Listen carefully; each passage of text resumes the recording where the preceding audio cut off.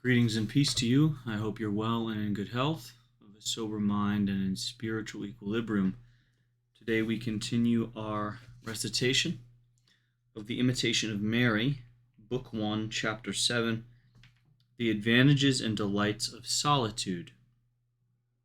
The Believer.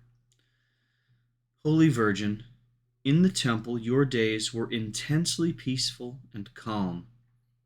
In tranquility and leisure, you enjoyed the visitations of God and prepared within yourself a dwelling place for him that was ever more splendid and worthy of him.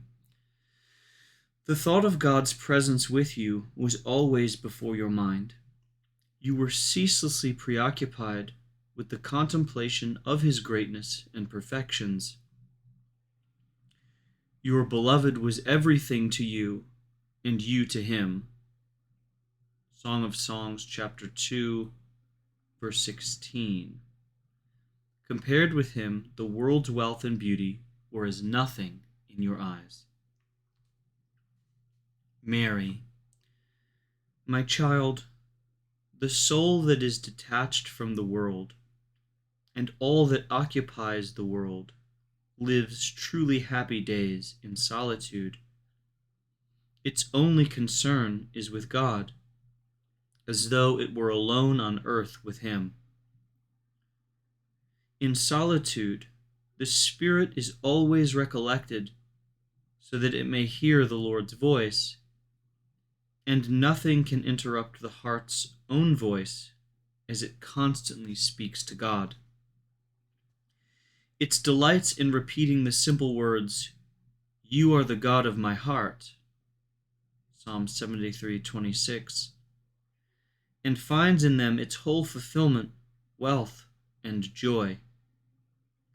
Seated, like the spouse in the Song of Songs, in the shadow of the beloved, the soul looks with compassion on men as they take so many sorrows on themselves in order to become great and rich, for it cannot understand how men can love aught but him whom it loves. Whatever may happen on this earth, the soul is not disturbed, for the beloved has always been and always will be holy and lovable, and this thought provides ever new reason for rejoicing. When God wants to teach divine lessons to a soul and speak to her heart, he leads her into the desert. Hosea 2:16. Think, my child, what a taste for solitude and spirit of recollection the saints must have had. Find your delight, then, in living far from the world, and pay no heed to yourself apart from necessity. And when necessity does force you to take heed, be like the dove that, when forced to leave the ark, returned immediately because outside it could find no place to alight.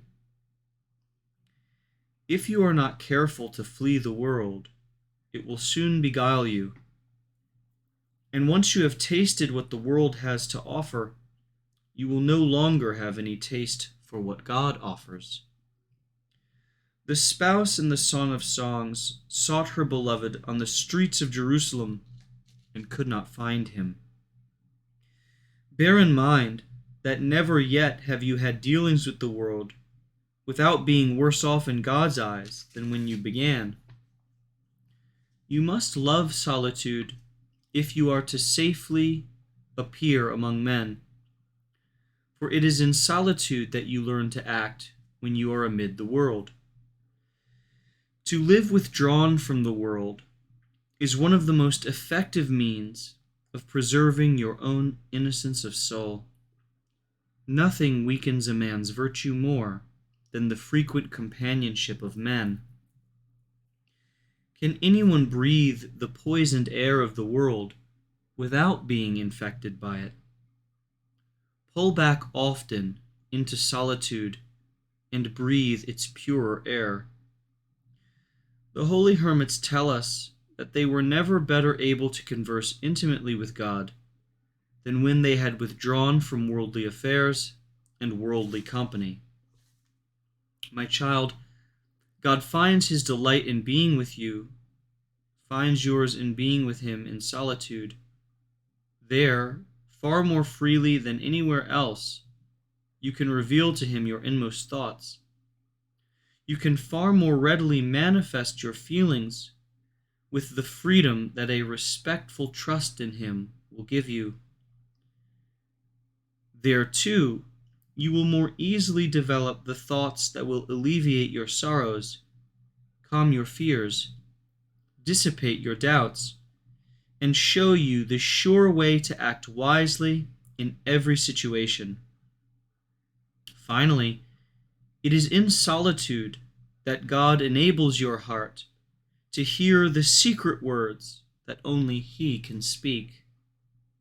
His heart will speak to yours in a language that only His friends can understand, and His words will imprint upon your soul the truths that spring from His love. God bless you, God love you, God's peace to you.